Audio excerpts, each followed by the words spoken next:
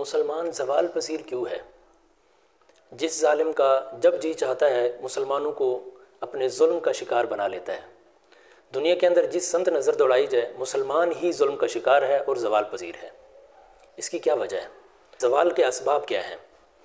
اگر ہم کہیں کہ زوال کے اسباب یہ ہیں کہ جب کوئی قوم زوال پذیر ہوتی ہے تو ان کے اندر یہ اسباب پائے جاتے ہیں۔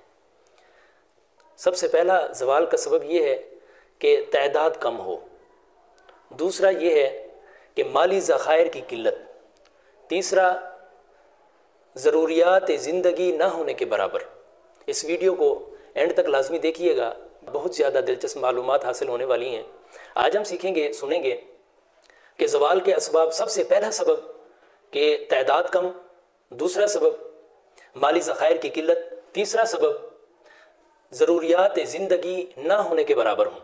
کیا واقعی ایسا ہے کہ کوئی بھی قوم جب زوال پذیر ہوتی ہے، کیا واقعی ان کے اندر یہ تین اسباب پائے جاتے ہیں، یا کوئی اور سبب ہے کہ مسلمانوں کے زوال پذیر ہونے کا کون سا سبب ہے؟ کس وجہ سے مسلمان زوال پذیر ہیں؟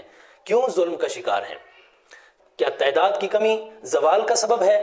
اگر ہم تاریخ کی طرف نظر دوڑائیں تو ہم نے دیکھا کہ 10,000 مسلمان سامنے 1,00,000 کا لشکر آ جائے تو تب بھی شکست نہیں ہوتی، زوال نہیں ہوتا، عروج ہی نصیب ہوتا ہے، ترقی ہی نصیب ہوتی ہے۔ اگر دوسری طرف دیکھیں کہ 313 کے مقابلے میں 1,000 کفار مکہ جب لڑ جاتے ہیں تو اللہ تبارک و تعالی ان 313 کو ترقی اور عروج نصیب کرتا ہے، تب بھی مسلمان زوال کا شکار نہیں ہوئے۔ اگرچہ کم تھے لیکن زوال کا شکار نہیں ہوئے۔ پتہ چلا کہ تعداد کی کمی یا زیادتی زوال کا سبب نہیں ہے۔ جب ہم کم تھے تب بھی زوال ہمارے اوپر زوال نہیں تھا، جب ہم زیادہ ہوئے تب بھی ہم زوال پذیر نہیں ہوئے۔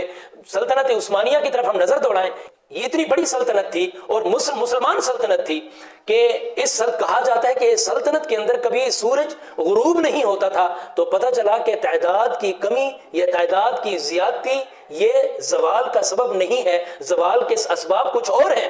اور دوسرے اگر سبب کی طرف غور کریں کہ مالی ذخائر کی قلت اگر زوال کا سبب بنے تو اگر ہم تاریخ کی طرف نظر دوڑائیں تو صحابہ کرام نے ایسا دور بھی دیکھا کہ ان کے پاس مالی ذخائر کی اتنی قلت ہوتی تھی، پیٹ بھرنے کے لیے مکمل طعام، مکمل کھانا میسر نہیں ہوتا تھا۔ یہ تاریخ اس بات پر گواہ ہے کہ بھوک کی وجہ سے صحابہ کرام نے اپنے پیٹوں پر پتھر باندھے ہیں۔ تو اس کا مطلب یہ ہے کہ مالی ذخائر کی قلت تھی لیکن ہم زوال کا شکار نہیں تھے، ہمارا عروج تھا، ہم زوال کا شکار نہیں ہوئے۔ تو پتہ چلا کہ مالی ذخائر کی قلت بھی زوال کا سبب نہیں ہے۔ ہمارے پاس مالی ذخائر کی قلت تھی تب بھی ہم زوال کا شکار نہیں تھے، ہمارے پاس مالی ذخائر کی کثرت تھی تب بھی ہم زوال کا شکار نہیں تھے۔ تاریخ اس بات کی گواہ ہے کہ جب کیسر و کسریٰ فتح کیے گئے تو ان کا جو مال غنیمت تھا، مسجد نبوی کے دروازے پر کثیر تعداد کے اندر سونے اور جواہرات کا ڈھیر لگا ہوا تھا، لیکن اس وقت بھی ہم زوال کا شکار نہیں تھے۔ معلوم ہوتا ہے کہ مالی ذخائر کی قلت بھی زوال کا سبب نہیں ہے، مالی ذخائر کی کثرت بھی زوال کا سبب نہیں ہے۔ تیسرے سبب کی طرف ہم دیکھیں، غور کریں تو وہ کون سا ہے؟ ضروریات زندگی نہ ہونے کے برابر۔ اگر اس سبب کی طرف غور کریں کہ یہ کسی قوم کے زوال کا اگر یہ سبب ہے تو ہم تاریخ کی طرف دیکھتے ہیں، اپنے اسلاف کی طرف دیکھتے ہیں، اپنے بزرگان دین کی طرف دیکھتے ہیں، اپنے اصحاب کی طرف دیکھتے ہیں کہ ایک روزہ رکھنے کے لیے ایک کھجور ملتی ہے، اسی کو چوس کر ساری کی جاتی ہے اور افطار کے لیے وہی ایک کھجور میسر ہے۔ ضروریات زندگی کی اتنی قلت تھی، اس کے باوجود ہم زوال کا شکار نہیں ہوئے۔ اور حضرت مصعب بن عمیر رضی اللہ تعالی عنہ جب آپ شہید ہو جاتے ہیں غزوہ احد کے اندر، آپ کے لیے اتنا کفن میسر نہیں ہوتا کہ آپ کے جسم مبارک کو ڈھانپا جا سکے۔ ایک کپڑا میسر آیا، اگر چہرے پر ڈالا جاتا ہے تو قدم مبارک ظاہر ہو جاتے ہیں، اگر قدموں پر ڈالا جاتا ہے تو چہرہ مبارک ظاہر ہو جاتا ہے۔ ضروریات زندگی کی اتنی قلت کے باوجود بھی مسلمان زوال کا شکار نہیں ہوا۔ تو پتہ چلا کہ زوال کے اسباب یہ نہیں ہیں، زوال کا سبب کچھ اور ہے، کیونکہ علامہ اقبال رحمۃ اللہ تعالی علیہ نے بھی یہ ارشاد فرمایا تھا کہ زوال بندہ مومن کا بے زری سے نہیں۔ سونا اور زر اور وسائل کی کمی یا زیادتی یہ زوال کا سبب نہیں ہے، زوال کا سبب کچھ اور ہے۔ ہم نے دیکھا تو معلوم ہوا کہ زوال کے اسباب کچھ اور ہیں، اور آج جس پر ہم نے گفتگو کرنی ہے وہ صرف 2 اسباب ہیں۔ اس کی طرف ہم دیکھیں گے کہ یہ کون سے ایسے 2 اسباب ہیں جس کی وجہ سے مسلمان زوال پذیر ہوئے۔ سب سے پہلا سبب جو ہے مسلمانوں کے زوال پذیر ہونے کا پہلا سبب یہ ہے کہ ہمارے ہاتھوں سے دامن مصطفیٰ چھین لیا گیا۔ ہمارے ہاتھوں سے دامن مصطفیٰ نہ رہا. جب ہمارے ہاتھوں میں دامن مصطفیٰ نہ رہا تو مسلمان زوال کی طرف آنے لگے, زوال پذیر ہونے لگے. دیکھیں اب اس تاریخ کی طرف نظر دوڑائیں جب کھانے کے لیے ایک کھجور میسر ہوتی تھی, جب کھانے کے لیے کچھ بھی میسر نہیں ہوتا تھا, پیٹ پر پتھر باندھے جاتے تھے کیونکہ دامن مصطفیٰ ان کے ہاتھ میں تھا, تب وہ قوم زوال پذیر نہیں ہوئی. تو پتہ چلا کہ مالی ذخائر کی قلت یا کثرت یہ زوال کا سبب نہیں ہے. زوال کا سبب کیا تھا کہ ہمارے ہاتھوں سے دامن مصطفیٰ چھین لیا گیا. اور دوسرا سبب کیا تھا؟ دوسرا سبب یہ ہے کہ ہمارے دلوں سے عشق مصطفیٰ کی جو شمع تھی اس کو بجھا دیا گیا, ہمارے دلوں سے عشق مصطفیٰ نکال دیا گیا. جب ہمارے دلوں سے عشق مصطفیٰ نکال دیا گیا تو مسلمان زوال کی طرف جانے لگے. جب کریمہ کا علیہ الصلوۃ والسلام کے ساتھ ہمارا رشتہ کمزور ہوا, کریمہ کا علیہ الصلوۃ والسلام کے ساتھ ہمارا تعلق جو ہے نا وہ کمزور ہوا, تو اس وقت ہم زوال کی طرف جانے لگے, ہم ترقی سے زوال کی طرف ہم جانے لگے. کریمہ کا علیہ الصلوۃ والسلام سے محبت, کریمہ کا علیہ الصلوۃ والسلام سے عشق, ہمارے دلوں کے اندر سرکار کی محبت کا جو چراغ ہے, یہ مسلمانوں کو ترقی, مسلمانوں کے عروج کا یہ سبب تھا کہ ہمارے دلوں کے اندر کریمہ کا علیہ الصلوۃ والسلام کی محبت کا چراغ ہوتا. کیونکہ آقا علیہ الصلوۃ والسلام کی جب دل میں محبت ہوگی, کریمہ کا علیہ الصلوۃ والسلام کے فرامین سے بھی محبت ہوگی, کریمہ کا علیہ الصلوۃ والسلام کی سنتوں سے بھی محبت ہوگی, کریمہ کا علیہ الصلوۃ والسلام کے اسوہ حسنہ سے بھی محبت ہوگی. کیونکہ کریمہ کا علیہ الصلوۃ والسلام نے ارشاد فرمایا تھا کہ مسلمان ایک جسم کی مانند ہیں, مسلمان ایک جسم کی مانند ہے, اگر کسی عضو کو تکلیف ہوتی ہے تو پورا جسم بے چین اور بے قرار ہو جاتا ہے. مسلمان آج دنیا کے ہر کونے کے اندر مظلوم ہیں اور زوال پذیر ہیں. جس ظالم کا جب جی چاہتا ہے کہ مسلمانوں کو اپنے ظلم کا شکار بنا لیتا ہے.